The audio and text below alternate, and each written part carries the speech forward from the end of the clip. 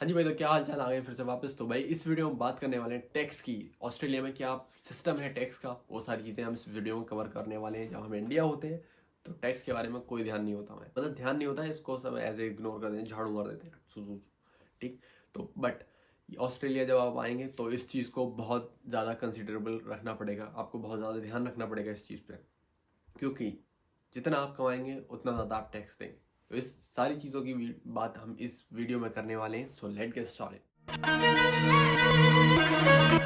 जी भाई, तो आप यहाँ पे जो भी पैसा कमाते हैं वो लीगल तरीके से, मतलब लीगल तरीके से क्या, सब आप लीगल तरीके से ही कमाएंगे।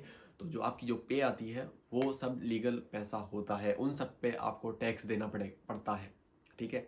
आप चाहें, अब इस कुछ लोग इस चीज़ पे ध्यान नहीं देते हैं, और बट आखिर में उनको बहुत ज़्यादा दिक्कत आ जाती है। ठीक। जब दिक्कत आती है तो उसका कोई बैक स्टेप नहीं होता, आप जाके कर लें। ठीक है। लेकिन आपको पहले से ही बता के रखता हूँ, तो प्लीज़ इस चीज़ को ध्यान रखें। ज़्यादा नोटंकी की तरह बोल रहा हूँ। तो भाई ऑस्ट्रेलिया में टैक्स, मतलब ऑस्ट्रेलिया में दो तरीके से मतलब जॉब करी जाती है। एक होती TFN और एक ABN पे। ठीक है। इसकी वीडियो मैंने पहले भी बना रखी है, तो लिंक डिस्क्रिप्शन में, वो जाके चेकआउट कर लें। ठीक है। ABN और TFN कैसे अप्लाई करना है, ये सारी चीज़ें मैंने इसमें को साइड में। तो अब बताते हैं। मैं TFN एक बार छोटा सा समरी बता देता हूँ। TFN होता है टैक्स फाइल नंबर, और ABN होता है ऑस्ट्रेलियन बिजनेस नंबर। ये दोनों अलग अलग चीज़ें हैं। और TFN कब काम आता है, जब आप किसी एम्प्लॉयर के अंडर काम करते हैं। ठीक है। तो जैसे मैं किसी रेस्टोरेंट में काम कर रहा हूँ, रेस्टोरेंट में एक फ्रेंचाइजी में काम कर रहा हूँ, वहाँ पे मैं TFN पे काम कर रहा हूँ। वो मेरे एम्प्लॉयर, मैं उनका वर्कर हूँ, वो मेरे एम्प्लॉयर। ठीक है। तो ये हो गया TFN का प्रोसेस। अब आता है ABN। ABN as a treat होता है बिजनेस की तरह। ABN ट्रीट होता है एज अ बिजनेस की तरह। ABN ट्रीट होता है एज अ बिजनेस की तरह। आप एक सोल ट्रेडर की तरह उसको मतलब कंसीडर करेंगे। आप मतलब एक सोल ट्रेडर है, बिजनेसमैन है, उसको इस तरीके से कंसीडर करेंगे। ठीक है। तो जो एम्प्लॉयर होता है, एम्प्लॉयर से जो सैलरी आती है उसमें टैक्स कट के आता है। तो at the end of the day आपको इतना ज़्यादा ध्यान नहीं रखना पड़ता है। बट ABN में आपको फर्स्ट डे से सारी चीज़ों का ध्यान रखना पड़ता है। जो आपके मेजर एक्सपेंसेस हैं, जो आपके वर्क रिलेटेड एक्सपेंसेस हैं, उनको कंसीडर रखें, ताकि जब आप फाइनेंशियल ईयर के एंड में जब आप टैक्स रिटर्न फाइल करें तो वो उनकी आपको थोड़ा बेनिफिट मिल जाए। तो फाइनेंशियल ईयर कब एंड होता है ऑस्ट्रेलिया में, वो होता है 30 जून को। और हम टैक्स फाइल कर सकते हैं अनटिल अक्टूबर।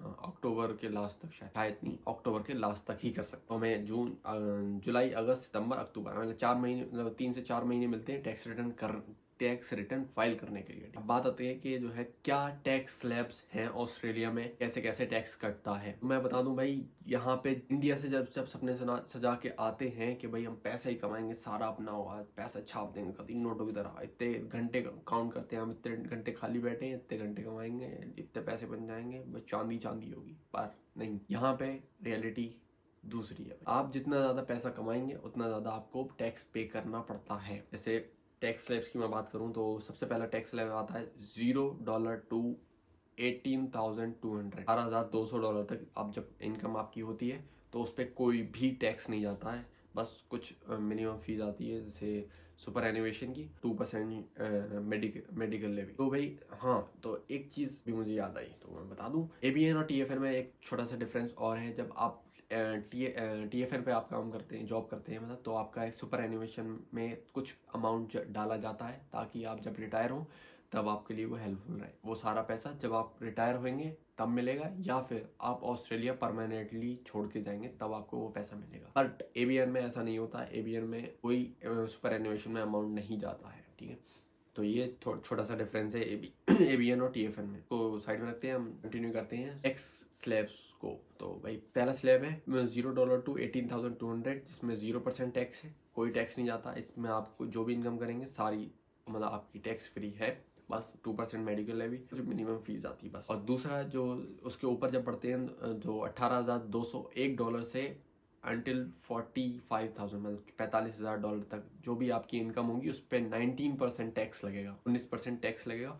ठीक। अब उससे ऊपर जाते हैं, अगर 45,000 एक डॉलर से हम $1,20,000 तक अगर इनकम करते हैं तो भाई 32.5%, मतलब 32.5%, काफ़ी ज़्यादा टैक्स हो गया है। अब सोचते हैं भाई $1,00,000 मैंने कमा लिए, इंडिया में सोचते हैं $1,00,000 मैंने कमा लिए, 50-60 लाख रुपए हो गए भाई। मज़ा आ गया। $1 लाख कमा रहे हो भाई तो 32.5% टैक्स भी तो देना है आपको। वो तो कंसिडर मतलब वो तो देना ही पड़ेगा। आप नहीं दोगे तो आगे आपको दिक्कत आएगी। तो उसका कोई और अल्टरनेटिव ऑप्शन नहीं होता ठीक इस टाइम पे। अगर आप $1 लाख कमा रहे हैं तो 32% टैक्स मतलब $32,000 बहुत हो गए भाई। इससे ऊपर अगर जाते हैं $1,20,000 $1 से $1,80,000 तक तो 37% मतलब 37% टैक्स आपका कटेगा। तो जैसे कि मैंने अभी आपको बताया था जितनी ज़्यादा इनकम उतना ज़्यादा टैक्स। और अगर इससे 1,80,000 से ऊपर अगर आपकी इनकम जाती है तो 45% टैक्स। 45% टैक्स इमेजिन कर सकते हैं भाई ऑस्ट्रेलिया में कितना ज़्यादा टैक्स देना पड़ता है। भाई जितना ज़्यादा कमाओगे उतना ज़्यादा टैक्स देना पड़ेगा। तो ये चीज़ अपने दिमाग में रखें कि टैक्स बहुत ज़्यादा होता है। तो अपनी ज़रूरत के हिसाब से आप अपनी इनकम करें मतलब जॉब करें। हाँ पता है मुझे कि सेविंग करनी होती है, घर पे भेजना होता है, फीस भी पे करनी होती है भाई लिमिट में ठीक है। क्योंकि लास्ट में आपको ही टैक्स पे करना। और जो एबीएन पे जैसे फॉर एग्जांपल ऊबर पे करते हैं ऊबर एबीएन पे होता है तो वो करते रहते हैं पर at the end of the day आपको टैक्स उस पर पे करना पड़ेगा। तो कुछ लोग मैंने देखे हैं जिन्होंने 20-30 हज़ार डॉलर टैक्स पे करा है 1 साल का एबीएन पे करते थे। तो बहुत ज़्यादा अमाउंट हो जाता है भाई। तो इस चीज़ को ध्यान में रखें, ज़रूरत के अनुसार आप काम करें। तो भाई इस सब चीज़ों के लिए इस सारी चीज़ों को कंसीडर करने के लिए आप भाई यही सजेस्ट करूँगा सभी को। मैं भी एक अकाउंटेंट के पास अपना फाइल रिटर्न करवा रहा हूँ। आप भी वो चीज़ ध्यान रखें। अनटिल अनलेस आप अकाउंट्स को अच्छे से जानते हैं आप उसको खुद ना छेड़ें। एक अकाउंटेंट को हायर करें, वो मुश्किल से 100, 150, 200 डॉलर ले लेगा। सिडनी में मतलब 150 मतलब हर अकाउंटेंट का डिफरेंट है बट हाँ 100 से 200 डॉलर तक बीच में जाता है ठीक है। पैसे लेगा वो और आपका टैक्स रिटर्न अच्छे से फाइल कर देगा। अच्छे से मतलब उसको सब पता है कौन कौन से एक्सपेंसेस इसमें कंसिडर कर सकते हैं, कौन कौन से नहीं कर सकते, ताकि आपको कोई एक्स्ट्रा टैक्स ना देना पड़े या कम टैक्स ना देना पड़े ठीक है। तो दोनों बातें, ज़्यादा भी मत दो कम भी मत दो, बीच में रहो, मेंटेन अपनी जो आपको जो देना है वो देना है बस, ना ज़्यादा ना कम, जो ईमानदारी है उसके साथ। हाँ जी भाई, तो आपको क्या क्या डॉक्यूमेंट्स चाहिए होंगे इसके लिए? आपको एक अपनी बैंक स्टेटमेंट और पेमेंट समरी चाहिए होगी और आपकी जो एक्सपेंसेस हैं उसकी लिस्ट नहीं, उसकी रिसिप्ट के साथ प्रूफ चाहिए होगा कि भाई हाँ ये मैंने एक्सपेंसेस करे हैं, अपने वर्क रिलेटेड एक्सपेंसेस हैं, ताकि आप उनको प्रूव कर सकें। तो ये सारी चीज़ें अकाउंटेंट अच्छे से जानता है कि कैसे करना है कैसे नहीं करना है। तो I will suggest go through the accountant ताकि आप इसे कर। हाँ जी, तो एक चीज़ मैं बताना भूल गया। तो जैसे अगर आप ओला या ऊबर या डीडी जो भी कुछ करते हैं तो उसमें जीएसटी एप्लीकेबल हो जाती है मतलब कुछ अमाउंट के बाद वो भी कंपलसरी हो जाती है जीएसटी पे करना भी। तो एक्सपेंसेस सारे अपने कंसीडर रखें और ये भी नहीं है कि आप आलतू फालतू कोई भी एक्सपेंसेस लगा देंगे, बट आपका बैंक अकाउंट लिंक होता है तो सारी चीज़ें ट्रैक होती हैं। तो उसके लिए सीरियस कॉन्सिक्वेंसेस फेस करने पड़ सकते हैं। और साथ ही साथ अब ऐसा होता है कुछ कह देंगे कि भाई हमारे पास है ही नहीं पैसे, हमने कमाए भेज दिए या फीस पे कर दी, ये कर दिया वो कर दिया। तो हाँ कुछ रिबेट मिल जाता है पर ये नहीं कि सारे टैक्स माफ़ हो जाएगा। कुछ थोड़ा अमाउंट का मतलब रिडक्शन मिल जाएगा पर आपको फिर भी पे करना पड़ेगा ठीक है। तो इस चीज़ को सारी चीज़ों को ध्यान में रखें। और कोई कमेंट और भी कोई क्वेरी हो तो ज़रूर इसे कमेंट डाउन कर दें।